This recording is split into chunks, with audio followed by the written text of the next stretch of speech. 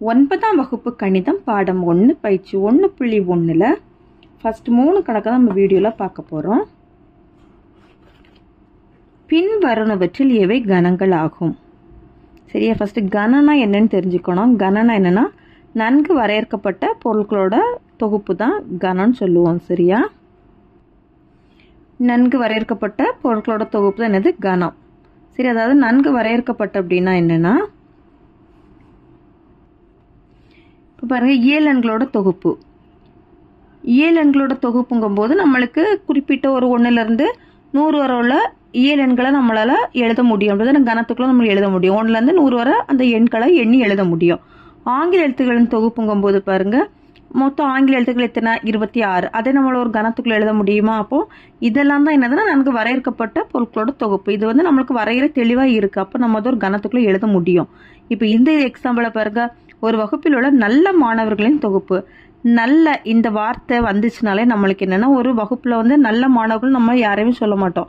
எல்லாருமே என்னது நல்ல மாணவர்கள் தான். ஓகேவா, நம்ம கெட்ட மாணவர்கள் நம்ம யாருமே பிரிச்சு எடுக்க மாட்டோம். அப்படி நம்மளுக்கு இந்த நல்ல இந்த மாதிரி நல்ல அழகான இந்த வார்த்தைகள் எல்லாம் வந்துச்சு அப்படின்னா நம்ம வந்து இதை வந்து நம்ம கணத்துல சேர்க்கக்கூடாது. ஓகேவா, நம்மளுக்கு ஒரு குறிப்பிட்ட நல்ல ஒரு தெளிவான ஒரு வரையறை இருந்துச்சுன்னா மட்டும் தான் நம்ம அதை வேணா என்ன பண்ணணும், கணங்கள்ல நம்ம சேர்த்துக்கணும்.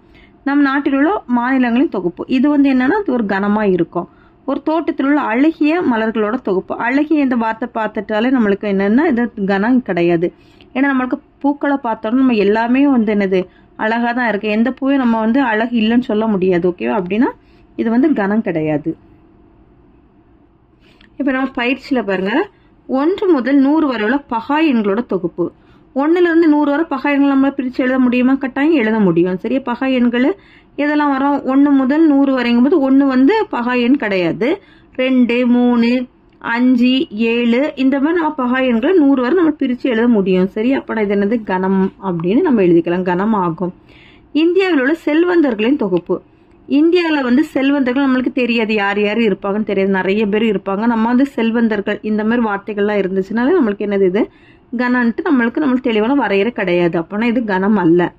இந்தியாவில் உள்ள ஆறுகளோட தொகுப்பு. இந்தியாவில் நம்மளுக்கு என்னென்ன ஆறுகள் ஓடும் நீங்க சோசியல்லாம் படிச்சிருப்பீங்க. அப்படின்னா இது என்னது கணம் ஆகும். வளைகோல் பந்தாட்டத்தை நன்றாக விளையாடும் வீரர்களின் தொகுப்பு.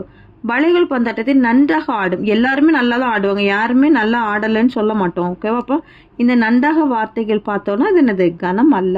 ஓகேவா, அடுத்த செகண்ட், பின்வரும் ஆங்கில சொற்களில் உள்ள எழுத்துக்களை பட்டியல் முறையில் எழுதுக. இப்போ நம்மளுக்கு இங்க தந்திருக்கக்கூடிய இந்த ஆங்கில வார்த்தைகளை என்ன பண்ணணும்னா பட்டியல் முறை எழுத சொல்லியிருக்காங்க. பட்டியல் முறையில் எழுதுறோம்னா என்ன பண்ணணும்னா அதுக்கு ஃபர்ஸ்ட் ஒரு நேம் கொடுத்துக்கணும். இப்போ இந்தியா நம்மளுக்கு தந்திருக்காங்கன்னா அதுக்கு வந்து எக்ஸ் நான் நேம் கொடுத்துருக்கேன். ஒரு செட் பிராக்கெட் ஓப்பன் பண்ணுங்க. கணம் செட் பிராக்கெட் என்னது கணத்துக்கான, இதுதான் கணத்துக்கான சிம்பிள். ஒரு செட் பிராக்கெட் ஓப்பன் பண்ணிட்டு கட்டாயம் செட் பிராக்கெட் க்ளோஸ் பண்ணியிருக்கணும்.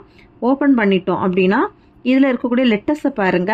ஐ எழுதியிருக்கிறேன், என் எழுதியிருக்கிறேன், டி எழுதியிருக்கிறோம்.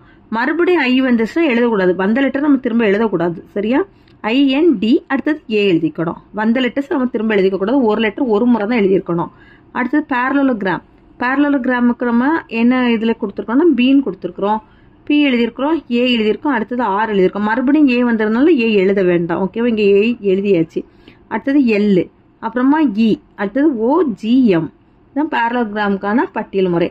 அடுத்தது மிசிசிப்பிக்கும் போது இது வந்து சீங்க அதுக்கு நேம் கொடுத்துருக்குறோம். செட் பிராக்கெட் ஓப்பன் பண்ணிட்டு எம் போட்டுக்கோங்கணும், ஐ போட்டுக்கணும். அடுத்து எஸ் வந்து 2 முறை இருக்கு, ஒரு முறை போட்டால் போதும். நம்ம ஐ ஏற்கனவே எழுதுனதுனால ஒரு முறை எனக்கு திரும்ப மறுபடியும் எழுதணும்னு அவசியம் இல்லை. எஸ் எழுத வேண்டாம், ஐ எழுத வேண்டாம். அடுத்தது லாஸ்ட்டாக பி எழுதி முடிச்சுக்க வேண்டியதான். அடுத்தது செக்கோஸ்லோவேக்கியா. இதுலயும் என்னென்ன லெட்டர்ஸ் நம்மளுக்கு ரிப்பீட்டடா வருதோ அதை எழுதக்கூடாது. சரியா, இப்போ இதுல பார்த்தீங்கன்னா டி நேம் கொடுத்தாச்சு, CZEHOSL BAKI. ஓகேவா, இந்த லெட்டர்ஸ் எல்லாம் தான் நம்மளுக்கு ஒரு முறை எழுதிக்க வேண்டாம். வந்த லெட்டர்ஸ் திரும்ப எழுதிக்க கூடாது. அடுத்து 3வது கணக்கு, A = 0, 3, 5, 8 பிங்க கணம், அடுத்து சிங்க கணம் என்ற கணங்களை கொண்டு ஃபர்ஸ்ட் ஒன் என்ன கேட்டிருக்காங்க பார்த்தீங்கன்னா சரியா தவறா என கூறுக. ABC 3 கணத்துலயும் நம்ம நம்பர்ஸ் தந்திருக்காங்க. இப்போ இது வந்து சரியா தவறான்னு கேட்டிருக்காங்க. ஃபர்ஸ்ட் ஒன்னு 18 பிலாங்ஸ் டு சி. 18ங்க நம்பர் சி கணத்துக்குள்ள இருக்கான்னு பார்க்கணும். இது பிலாங்ஸ் டுனா அந்த கணத்துக்குள்ள இருக்குதுன்னு அர்த்தம். ஓகேவா, இருக்குதுன்னு பாருங்க, 18 இருக்கு. அப்போ அதனோட ஆன்சர் சரி. அது second. R not belongs to A. R வந்து ஏல இல்லைன்னு தான் தந்திருக்காங்க. ஏன்னா பிலாங்ஸ் டு இங்கே ஒரு கோடு போட்டிருக்கனால நாட் பிலாங்ஸ் டு. இப்போ R not belongs to A. R வந்து இதுக்குள்ளே இல்லைன்னு தான் தந்திருக்காங்க. அப்போ அதுவும் என்னன்னா சரி. அது 14 நாட் பிலாங்ஸ் டு சி. 14 வந்து இதில் இருக்குது, ஆனால் அவங்க இல்லைன்னு தந்திருக்காங்க. அப்போ அதனோட ஆன்சர் என்ன வரும்? தவறு. 10 பிலாங்ஸ் டு பி. சரியா? 10 பிலாங்ஸ் டு பிங்கும்போது 10 வந்து இது பிக்குள்ளே கணத்துக்குள்ளே இருக்குது. அப்போ அது வந்து என்னன்னா சரி. 5 பிலாங்ஸ் டு பி. 5 வந்து இருக்கான்னு பாருங்க, இதில் பியில் இல்லை. அப்போ அது தவறு. 0 பிலாங்ஸ் டு பி. 0வும் பி கணத்துக்குள்ளே இல்லை. அப்போ அதுவும் தவறு. அது கோடிட்ட இடங்களை நிரப்புக. 3 பிலாங்ஸ் டு. 3 எந்த கணத்துக்குள்ளே இருக்குன்னு பாருங்க. ஏல இருக்கா, பியில் இருக்கா, சியில் இருக்கான்னா ஏல இருக்குது. ஏ தான் ஆன்சர். அடுத்து 14 பிலாங்ஸ் டு எந்த கணத்துக்குள்ளே இருக்குன்னு பார்த்தீங்கன்னா 14 சி கணத்துக்குள்ளே இருக்குது. அடுத்தது 18 பி கணத்துக்குள்ளே இருக்கான்னு பாருங்க.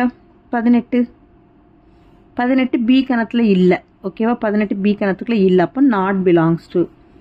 4 பி கணத்துக்குள்ளே இருக்குதான்னு பாருங்க. 4 இருக்குது அப்படின்னா அது பிலாங்ஸ் டு. அவ்வளோதான் இந்த வீடியோ. தேங்க்யூ.